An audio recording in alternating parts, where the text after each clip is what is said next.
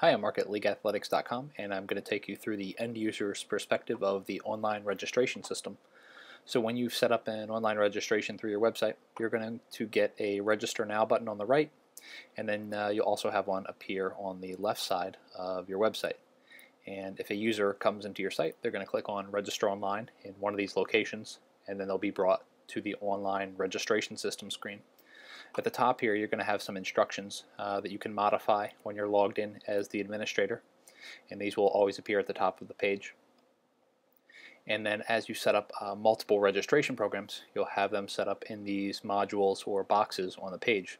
So you could have any number of these open concurrently on this page as you'd like. And what I'll do right now is I'll go through the first one, but I want to point out a few pieces of information.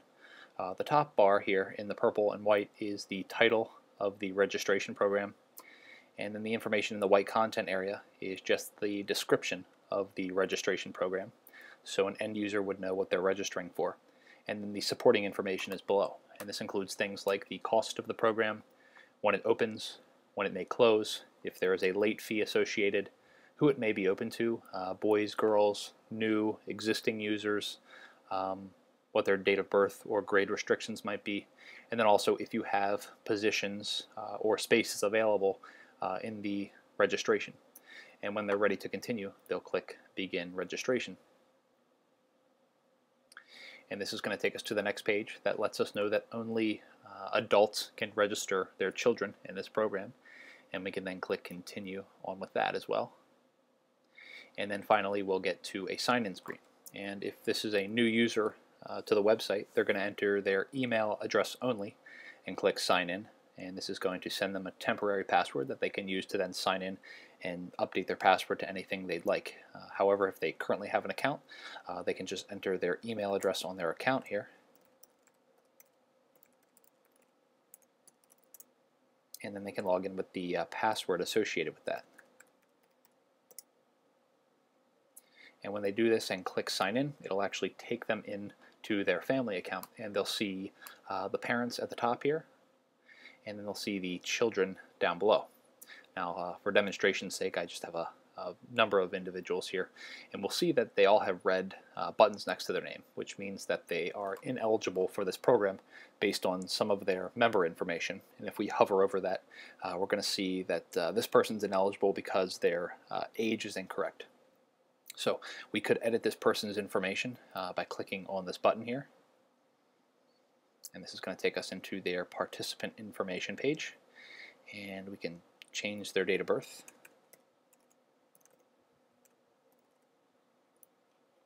and click Submit to save that, and it'll take us back here, and it looks like I'm still ineligible. So if we jump back to our registration page, we can take a look and see when I have to be eligible. So born between 1/1/27 and 12/31/2008. Okay, so let's go in there and change the date of birth to that date.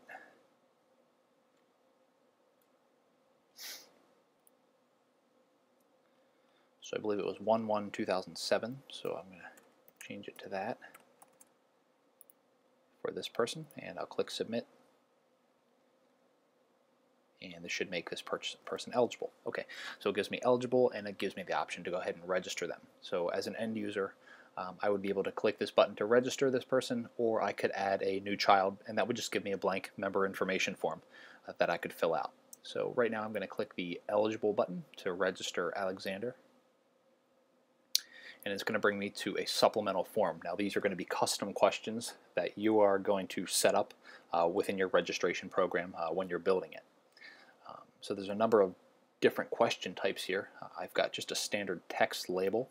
I've got some text input, an agreement or a waiver box. I've got check boxes and radio buttons and drop downs, and also we can upload birth certificates or images of people. But I'm just going to fill this out just so we can see the different types of information that people can enter.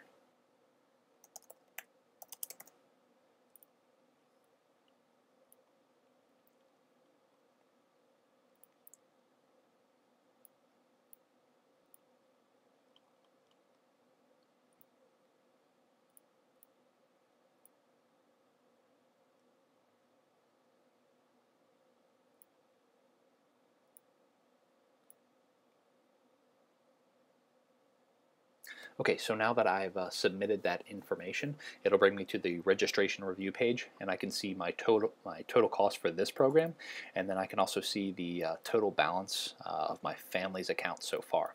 And if there's a payment schedule associated with the registration, which you'll be able to set up, you'll see that here. So now we can click the Pay Now button. This will take us to a secure payment page, or we can go back to the beginning of the process and register another individual. And I'll go ahead and click the Pay Now button, just so you can see what that payment page looks like. So it takes the user to a nice little payment form where they can select how much they're going to pay towards their balance, and they can select their credit card type and type in their credit card number. And when they're done, they can click Submit Payment, and they'll receive a credit card receipt as well. I'm Mark at League Athletics. Thanks for watching.